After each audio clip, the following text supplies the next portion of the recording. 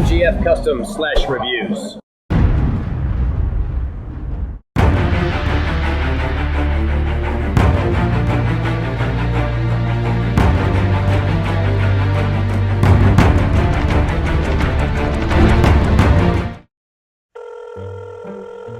Thank you for calling Toys R Us. We will be closing at 1 a.m. and will open again tomorrow at 6 a.m. For exciting employment opportunities with Toys R Us, visit our website at www.ruscareers.com. For store location, please press 1 now. To speak to a guest service associate, press 2. Or stay on the line, we will be with you shortly. Your call is important to us. Please hold. Thank you for calling Toys R Us. How may I help you? Ah, yes. I was wondering when you would get one of the new 25th. No. Seriously? What's going on, guys? It's Michael MGF, and today I'm going to be doing a review on the brand new LEGO DC Universe Superheroes set, the Bat vs. Bane Tumbler Chase. And the set number for this one is 76001. It has 368 pieces and is ages 6 through 12. Now, I am a huge Dark Knight Trilogy fan, and to see LEGO produce a set inspired off of the epic conclusion to the Dark Knight Trilogy, it is just really awesome. However, there are a few mistakes that I noticed with this set that obviously LEGO probably noticed but decided to perform otherwise with the makings of this set. But before I get into all that, let's go ahead and take a look at the box.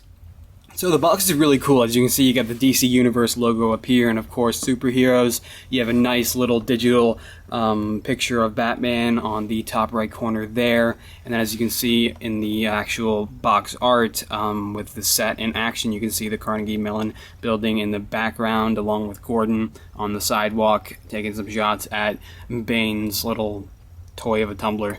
And then you can see the Dark Knight Rises logo in the bottom corner here, because this set is obviously inspired off of the Dark Knight Rises, like I said. And then it says comic book included here, and it puts a little advertisement for a downloadable code for LEGO Batman the video game.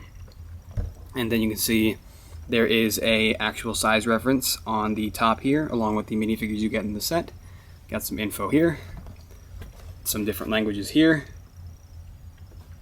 some more different languages here, and the bottom you can see you just have just basically nothing that special, barcodes, LEGO Club advertisement, etc. And then the back of the box, as you can see, shows all the features of this really awesome set. Well, the Bat is awesome, the Tumbler is pretty weak, but yeah.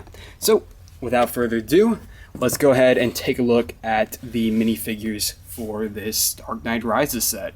So we're going to start off with Bane here, and man, when the Dark Knight Rises was coming out, I did not expect LEGO to make a Dark Knight Rises set, therefore I did not expect to get a LEGO official Bane. So even I myself was using the same Bane minifigure for my photos and videos and whatnot, as it was the same Bane that was used in the Apparent Films Dark Knight trailer recreations, Dark Knight Rises trailers recreations, words.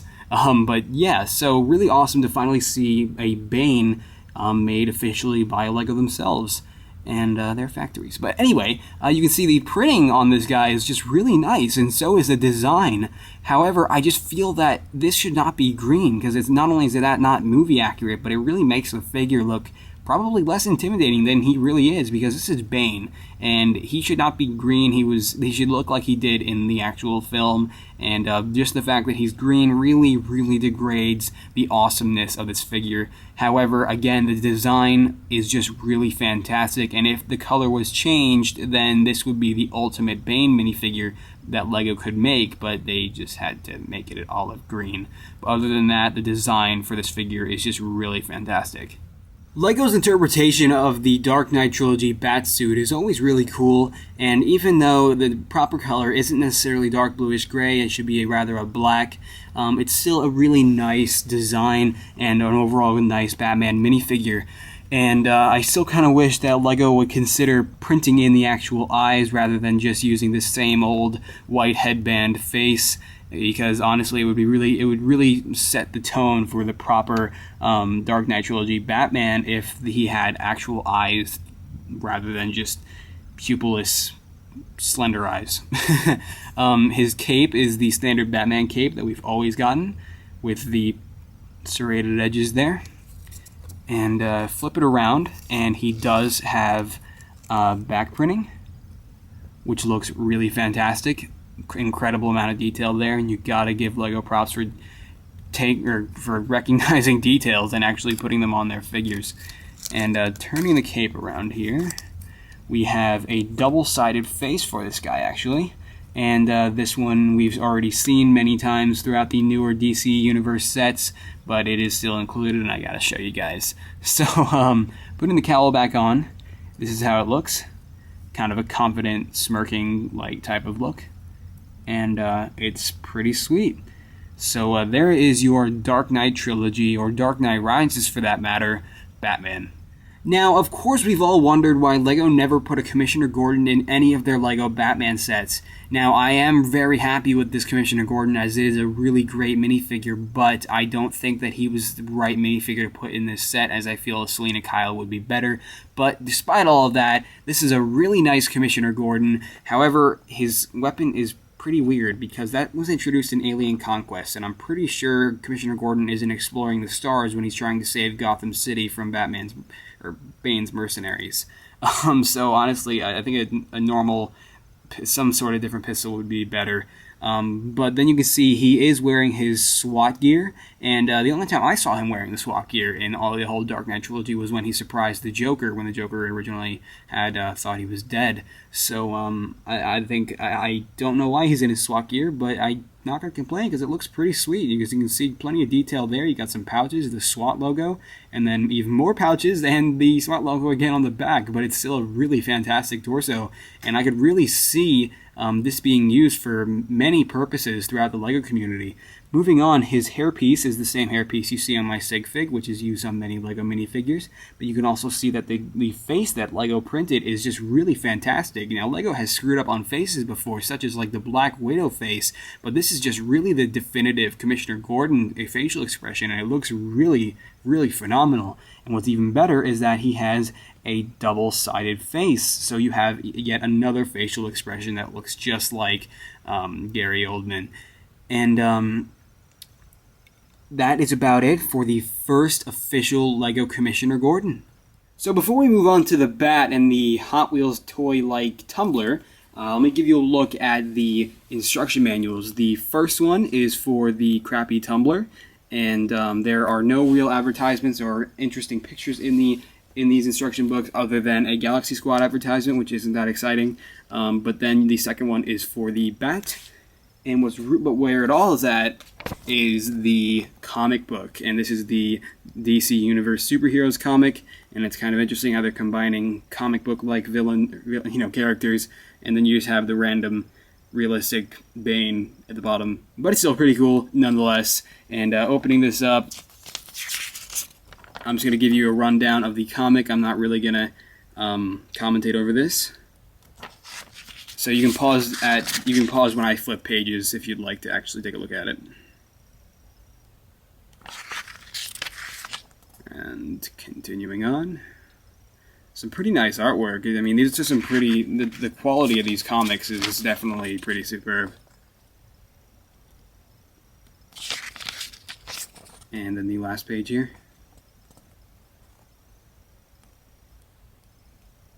Thwom! Blammo! Good stuff. But anyway, then there's the back. Got all of those really awesome minifigures that are in the DC Universe Superheroes line. And yeah, so that's really it for the instruction manuals and the comic book that is included with this set. And the extra pieces that are included, we have this extra string. We have two extra studs, translucent yellow studs. And then we have a translucent an orange translucent piece right there. That is an extra one for the Tumbler. And then we get an extra 1x2 vent piece in red, an extra black cheese slope, a blue connector, and a light bluish gray connector. So, other than that, we can now move on to the two vehicles in this set. And just to get these out of the way, I'm going to show you where all the stickers are located on both vehicles first. And we'll start with this really bad Tumbler. And as you can see, the Bane mask is printed, wrapping, kind of like mimicking wrapping around the actual Tumbler. Apparently, like this is the front of his mask, and then the sides of his mask continue onto the sides of the Tumbler, which makes a lot of sense. And Bane would totally want to put his mask on his vehicles. Then you have these are two separate stickers actually. So you have 1, 2, 3, 4, 5, and a 6th sticker there. And there are no stickers in the cockpit area. Moving on, we have these two gates right here, and these are both stickers, as you can see there. And they do have bullet holes on each. And then we have the actual bat, and move the minifigures back a bit. The bat here, you do have a sticker on the front, one on the top here. You have a sticker there too, right behind that one, and then there are no stickers on the interior of the bat, but there is a printed control panel piece, but that doesn't really count, does it?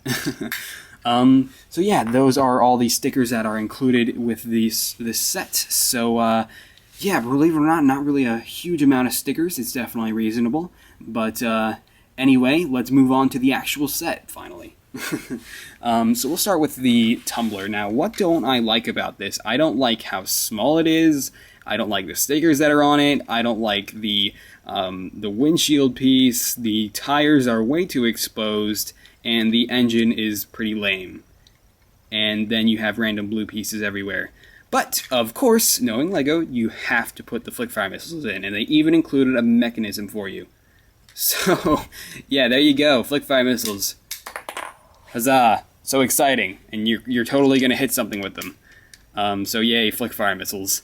And those are covered up with those flaps there. And then to put Bane inside the actual Tumbler, what you do is open up the hood, the top of the vehicle here, and it actually kind of makes it easier if you just pull the windshield off. But really, what LEGO prompts you to do is to slide him right in there, kind of like this, if you can see.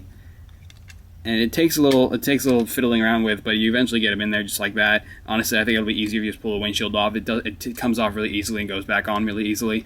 But other than that, it's a really bad Tumbler, and it rolls nicely. So definitely not a great Tumbler, and I really wish that LEGO would have made this better. Anyway, the bat here, what am I saying? Like I said, it does have some really awesome potential to it, because the overall design of it is pretty nice, and the concept of the bat here, it definitely looks just like the movie Bat. However, there is some severe coloring issues here. You'll see that there is blue all over this thing, and honestly, that's obviously not exactly accurate. And there's a yellow piece here and a red brick there that is exposed from the interior. And honestly, if LEGO just replace these parts with different colors, this would honestly be absolutely fantastic. However, the colors kind of mark it down quite a bit. And of course, flick-fire missiles, they're always there. They are right there on both sides there, and those flick pretty nicely, so you get the honest point of flick-fire missiles. And of course, there's the same flick-fire missile on the other side, because both these arms are the same. Then you have these turbines here on both. Hitting the bat here, it's like, but you do have two of these. And then you have the, I assume these are supposed to pose as the actual weapon systems that Batman used in the film, as you saw the shots coming from the bat from these things. So I assume the flick-fire missiles are just additional. But then you can see the back here, we have even more turbines here, and those spin pretty nicely. And as you can see here, there's the actual engine, those two translucent blue cone pieces. And just now let's go over the posability of the actual bat. The back here does bend, and then these flaps here, these bend as well. So pretty posable. you can pretty much get the general idea of this thing's articulation. So basically these have 2 joints actually, one right there, and then another one here. So really awesome articulation for this thing. Like I said, it's a really good design, but it's the colors are what ruin it for me. But anyway, moving on, the cockpit area in here is really nice. But again, the seating should not be red. But other than that, once again, it's a really fantastic design. But the way the seating works is basically you take Batman, and what I hate about vehicles and having minifigures with capes that are supposed to go in them is that the cape gets a little creased and maybe even ruined if you put them in a little harshly. But and not only that, but it makes it a little bit difficult to actually get them in. So honestly, I don't know what you could do to fix that, but it's just a minor inconvenience. But once you get him in there, Batman does fit in there despite his cape getting screwed up. Now, what this cable is for, in the film, obviously, it was supposed to take the nuclear device out onto the bay. Spoilers, I'm sorry, but The Dark Knight Rises has been out for like 6 months now. You basically, it would be awesome if the Lego included the actual nuclear device to attach to here, and rather than it being a rescue cable for Commissioner Gordon, because on the actual box art, they show this being utilized to rescue Commissioner Gordon for whatever reason, even though he's just shooting on the sidewalk, not even being attacked by the Tumbler, so I don't know what the point of that is. But it definitely does pose as a nice playability idea. And if you take Commissioner Gordon's gun out, what's really cool and actually movie accurate, Lego's never really won for movie accuracy when it comes to features, but what's really awesome is that, I'm just turning his face around to like to change his move for the actual scenery here. But anyway, what's really cool is that there is actually a second seat, and I probably should have put Gordon in there first. So I'm going to go ahead and take Batman out, and you take Gordon, and right in there he fits in the secondary seat behind Batman's, and he fits perfectly, I think. Try to get him in there. There we go. And he sits really nicely right in there if you get it in right. And then seating Batman in there, get them both in there, put his cowl back on, and they are both seated inside the bat, and honestly, that looks really awesome. But however, I kind of wish that Gordon wasn't the actual minifigure included with this set, mainly because if we had like a Selena Kyle to put back there, that would be more movie accurate, and who wouldn't want a Selena Kyle in Lego based on The Dark Knight Rises? But this cockpit still closes up nicely, and the 2 figures are nicely seated inside. So that is about it, guys, for the Dark Knight Rises official Lego set. And this set is really awesome, like I said. It's just I wish they didn't use the multicolored pieces, and I wish that the Tumbler would have been a little cooler, because honestly, if they did make the Tumbler better, then I would definitely pay a little more for it, because to have the perfect Dark Knight Rises set would have been ideal, but this one definitely, I guess it definitely works. I mean, again, it has its flaws, sure, but the overall concept of the 2 vehicles, you cannot fail to recognize that these are the 2 signature vehicles from The Dark Knight Rises. So this set is definitely one you were going to want to get, not only for the minifigures, but for the bat, because despite the color errors, it is still a really awesome piece. And honestly, if you just change the blue pieces, like I said before on this bat, to maybe a light bluish gray and take that bat symbol off, and honestly, and change, of course, some other miscolored pieces, this would honestly be a really awesome piece. The Tumbler, it's just hopeless, but the bat definitely has a lot of potential, and this set is definitely great for all ages, and I definitely recommend it. So, if you found this review informative, be sure to leave this video a like below, and if you would like to speak your opinion, then the comments section is always there for you. So anyway, that is about it, guys, and I will see you in the next review. Alright. Bye.